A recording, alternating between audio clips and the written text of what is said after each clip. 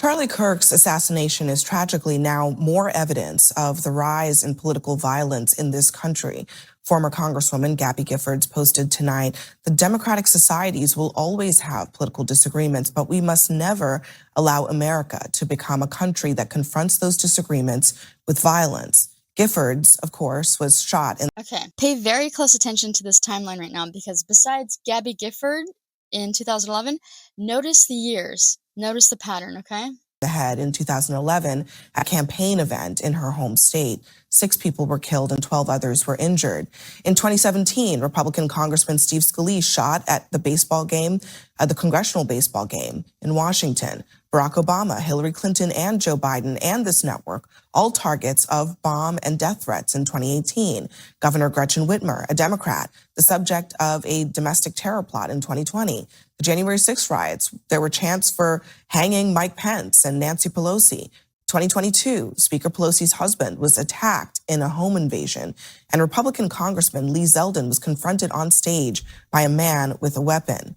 In 2023, Republican Senator Rick Scott was the target of death threats and swatting, and the 2024 assassination attempt of President Trump in Pennsylvania. Earlier this year, Pennsylvania Governor Josh Shapiro's family and his home were targets of an arsonist. And on June 14th, Minnesota Democratic State Representative Melissa Hortman and her husband were assassinated in their home. Minnesota State Senator John Hoffman and his wife were also shot and critically wounded. This is a poison that is now in the bloodstream. And I just want to give voice to, I think, what all They also shot Melissa Hartman's poor little service dog, too. All messed up. in the country, not just in the studio, but all of us in the country are feeling tonight, which is that when you can't go out on a university campus and speak without risking being shot, when you can't stand at a campaign rally without risking being shot, none of us are safe in a country like that, Governor. And I'm just wondering, I mean, are we at a point where we are going to finally address that and not just fold it into the pre-existing partisan disagreements that we have?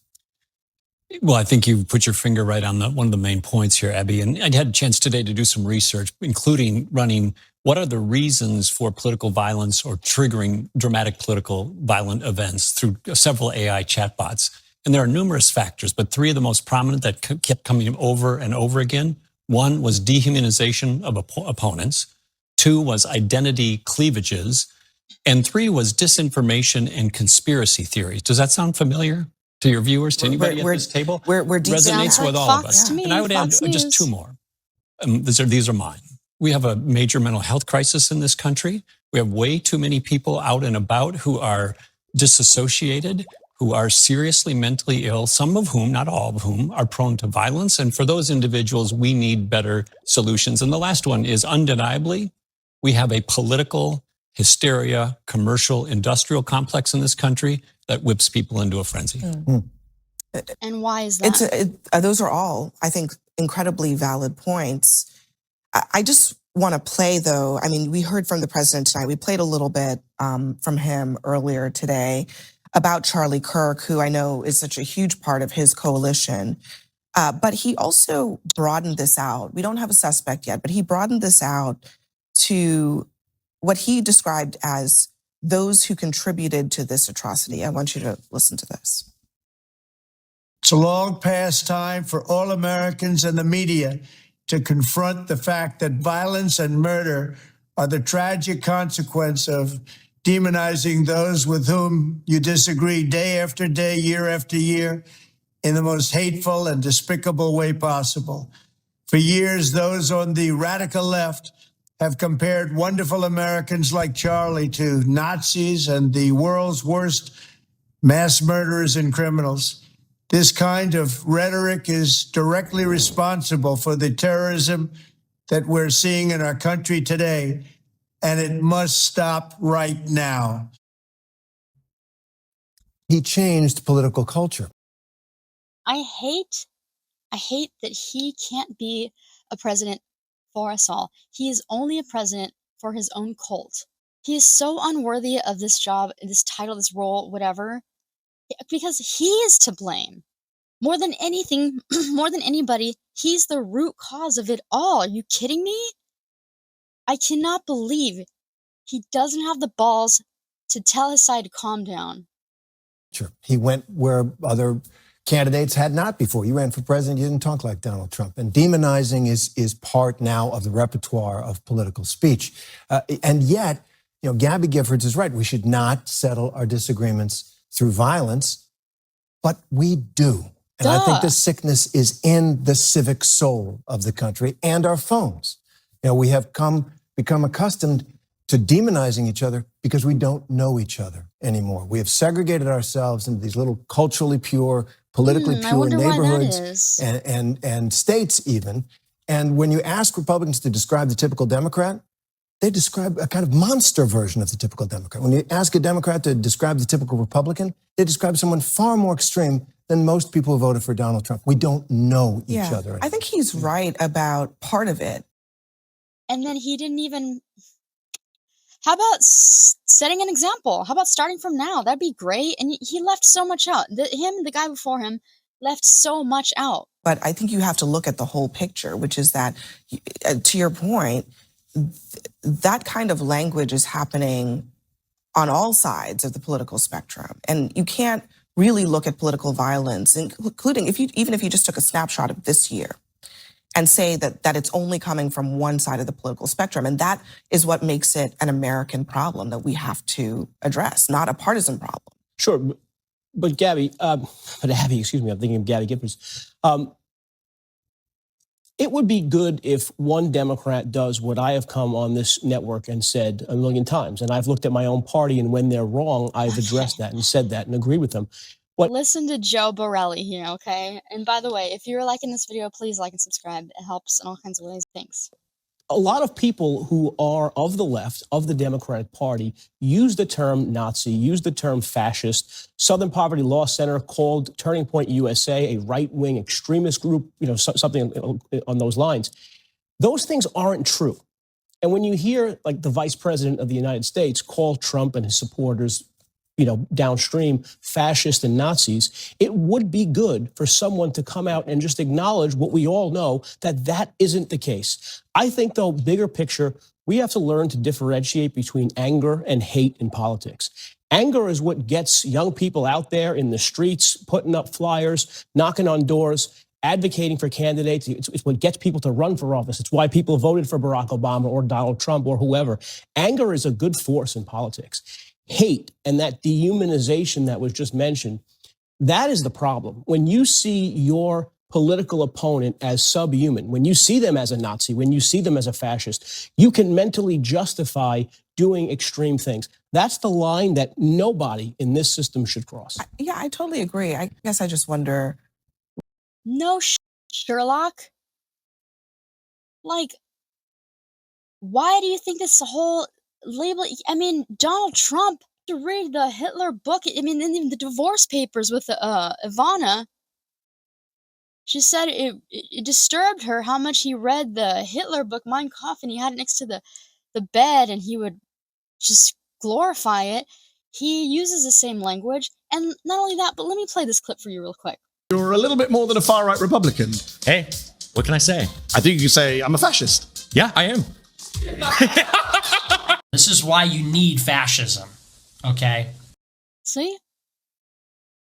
And not only that, but listen, my sister died of COVID.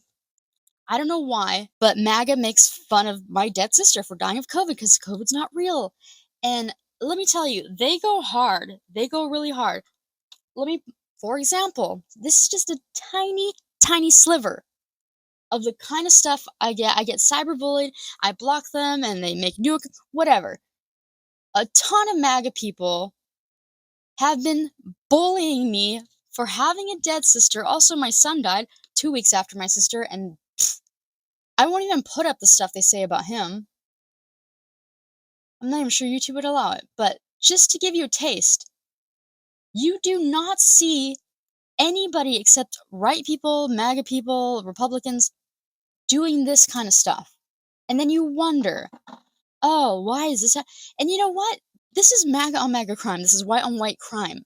So what are you even talking about right now? We do not behave like this. Only Taco Tits' cult does what he says, So true. and that's how everybody's behaving. We have to address all of it. I mean, I was on, the internet today, seeing people on the right calling people on the left demons, saying that they were evil, communists, et cetera, et cetera. I'm talking about leadership here, and you understand what I'm talking about, okay? What does leadership demand in this moment from the top down to set the tone? I can't imagine that a conversation about what's really going on in this country can only be directed at one side of the equation. Not long ago, I wrote an op-ed for the Minneapolis Star-Tribune called More Than Devils Left. And it was based on a phrase from John Dutton in the Yellowstone series when somebody was saying he's making a bad deal with bad people. And he said, you're making a deal with the devil. And he said, there's only devils left. The point of the op-ed was, in our country, while all the folks on the fringes get a lot of attention, there are more than devils left. We have to have leaders, to your question, who see the goodness of the country, who see the goodness of people collectively, even if some individuals behave poorly, and rise above that, all of that, and have us call out our better angels, look to our better angels. And leaders have to be role models. I'm a big believer in leaders having to set the tone and being able to set the example. And it starts with each of us and all of us. Yeah. Okay, one of the things that hurts so much about today is Charlie Kirk was doing that. Yes. Okay? He was murdered on a university campus, sitting under a tent that proclaimed his invitation to speech, prove me wrong. And he wanted people, invited people to challenge him, to counter him. And I didn't necessarily agree with Charlie Kirk, and a lot of people found what he said hurtful. But free speech sometimes stings, right? Free speech is supposed to get your attention, supposed to try to change your mind. And there is a school of thought that free speech is violence or free speech is a myth. It's not. It's the only way out. And he was practicing it, maybe in a way that I wouldn't have. And we don't know about this shooter yet, but I'll make a bet. The pattern is young men, not always young, but almost always men, deranged. We think it's rational. It's like, well, why would you shoot Charlie Kirk? Because he was for free speech. He was reaching out. You could disagree with him, but he was trying to make an effort to be a uniter, or at least somebody who'd have an honest, open debate, and he gets shot. Exercising what's on his mind, he gets shot in the head. It's terrible, but I'll lay a wager that the individual they find is going to likely, not certainly, be severely mentally ill and deranged. And we have to address that. We have way too many people exposed to that and violent. And have access to guns. Can I play, let me play what Ben Shapiro said about his own. Oh my God, Abby. How's she just going to let that comment slip through the cracks? And He have access to finally guns. said, oh my God, that was literally the most important thing in this whole entire conversation, this whole situation. And Abby just And have access to flew guns. right over it like nothing was said. Oh my God, what the hell? What the hell? Own personal safety as somebody who very much like Charlie Kirk is viewed as a sort of conservative, has a big megaphone, a sort of movement leader type of figure. This is what he said about his safety. I despair on behalf of my country. I don't know what this means for the country. I do not know what this means for America, truly. When political figures who just are out to discuss and debate in public are gunned down in cold blood, I do not know what we can expect next. I've had significant security concerns before. Now, security team is saying you should put on a bulletproof vest. Okay, fine, I'll do it, but I think it's overkill. I know Charlie had the same feeling because we'd had that conversation. And that you feel like, okay, well, is it really that big? Okay, so somebody might take a swing, somebody might yell at you. Then gradually, it seems that in this country, we have come to the conclusion that if somebody disagrees with you strenuously enough politically, that violence is now a necessity. No. Yeah, I mean, look, That's not what's a lot happening. of people. No, that is not what's happening. And hello, Ben Shapiro, Mr. According to my calculations over here, if you're having to wear a freaking bulletproof vest to go talk to people somewhere, to go debate people, don't you find anything wrong with that? If it were me, and this is what I was saying right now, what he was just saying, that would obviously mean that I have to change something. Not the crowds I'm coming to. What the literal way to end this is to stop the rhetoric and the hatred and the harmful speeches and influencing people to be this way, I mean, that's it. You can literally have the same opinions. You can same opinions, same views, have the same exact positions on everything if you just express it as your opinion. Quit pushing it onto people, quit forming cults and groups and all these little things. Duh. I mean, my God, what? Seriously? You're having to wear and don't you think that, oh my God. People know what he's talking about. If you are in the public eye today, if you're a member of the media, if you're a commentator, if you are a politician, you risk every time you walk out your door, some crazy person coming up to you and doing something. And that is the key to the destruction of a democracy. When people don't think that they can walk out their door and say their viewpoint or work as a... Abby's trying to frame this as like, oh, anybody who talks about any position, this can happen to. No. If you talk about the things that Charlie Kirk and Ben Shapiro talks about, oh my God, what do you expect? I mean, oh my God. Journalists cover politics without somebody trying to kill them. You know, and we've done this before, and sometimes in the commercial breaks, I like to read some of the messages that I get, routinely, and we laugh at them, but in the back of my head, and now it's to the front of my view, some of these people are crazy. Some of these people are really problematic. And the conversation I had with my wife driving over here was, whether it's worth me being a vocal Trump supporter or a vocal conservative, whether it's actually worth doing it. And the answer I had was that it is. I mean, that the goal of political violence is to suppress free speech. So I think it is important for people to come out, say things that others find offensive, that others find, upset their core. That's part of the process. But I will tell a story, and I'll wait before you get to that story. In the political field, don't say offensive things. No, don't intend to offend somebody. No. Zoran Mamdani texted me today, Jesus and he Christ. is someone I've been right here in this chair criticizing, and I criticize him on many outlets. And he texted me something I said about him and another candidate, and we exchanged texts, and we had a laugh about it. And we said, "Great, see you soon." And I wish more people knew that the worst thing I want to happen to Zoran Mamdani is I want him to lose the race, and I do. I want him to lose. I don't want anything bad to happen to him. I think it would be beneficial if the talking heads of the world expose some of our pleasant chats in the green room, the pleasantries. I know many people on this show are friends personally. I'll be golfing with some people I debate occasionally in a couple of weeks. It's not all life and death all the time. We can debate fiercely. We can try to make each other lose. That's the goal of this all. But at the end of the day, we are all Americans. We are all hopefully swimming in the same direction for a better country. And I think that needs to be said. Yeah, I mean, I say that a lot about this show. People don't realize that people who sit at this table who have diametrically opposite views, sometimes they're friends. Sometimes they're going out to drinks afterwards. But I do want to, you mentioned Zoran Mamdani. No shit, Sherlock. What the hell? One side has been saying this. What are you... And second of all, we can't read your text. It would be nice. You're the talking. What do you talk, Joe Borelli? You just said, oh, I wish that it was this. How the heck are we supposed to know? We don't read your text. You should say this. You're one of the talking heads. You're part of the If you're this aware that, oh, if people only knew, that's because you need to tell them, dingus. How the heck are people on one side, people like me, we know better. We assume like, oh, they're probably friends in real life. Oh, we have critical thinking skills. But the majority of these idiots that are following every single word you guys are putting out, hello, it would be it would be on the top of my priority list to be like, oh, I better say this before and after.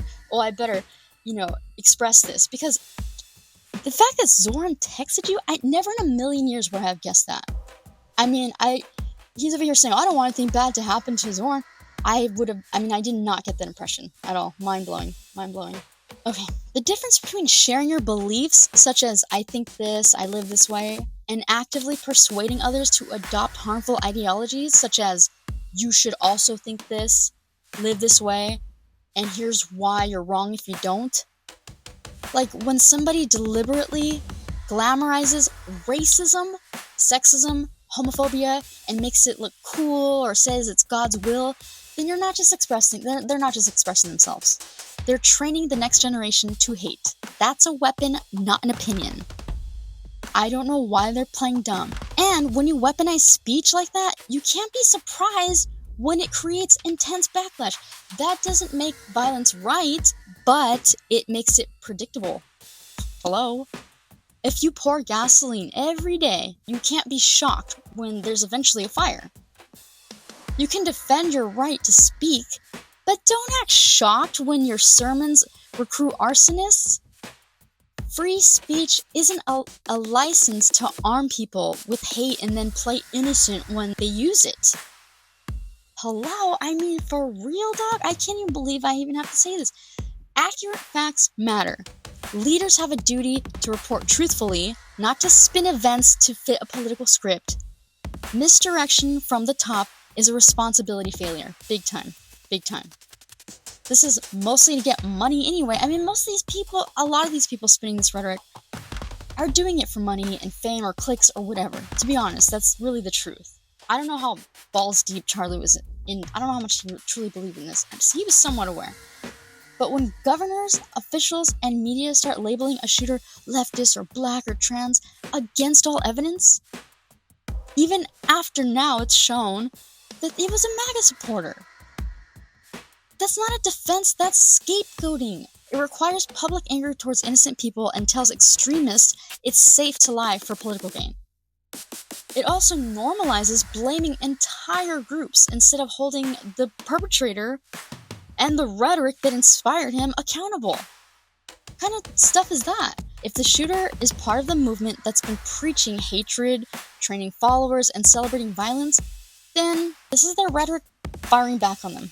Clearly, I mean, just, there's no other way to put it. Pretending otherwise only deepens tribal paranoia, it validates conspiracy thinking, and it pushes more people from rhetoric to action. And as a result, what do we have now? We have private meetups, secret plans, and a trajectory towards more collision, not fewer.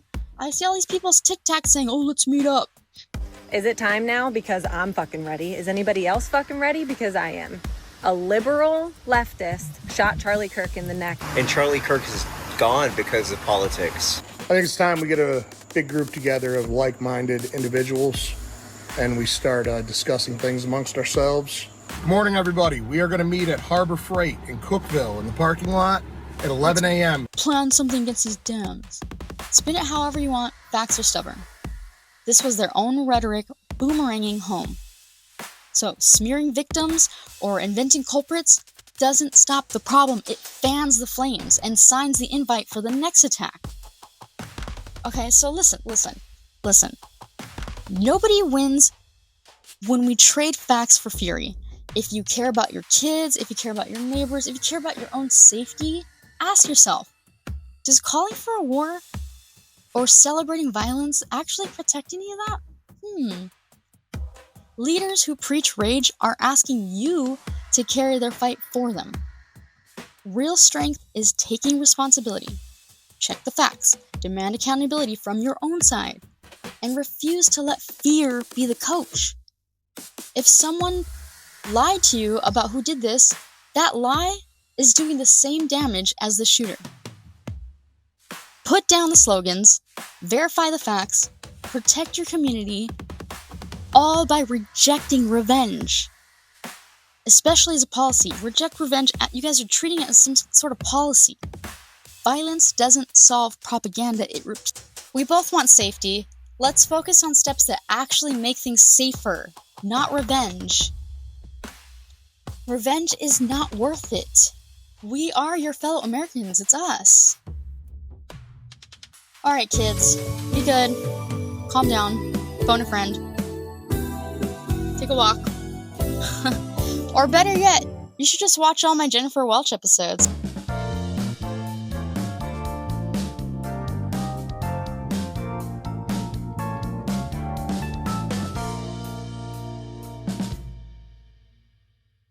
They got your data, dumbass. Do not come. Do not come.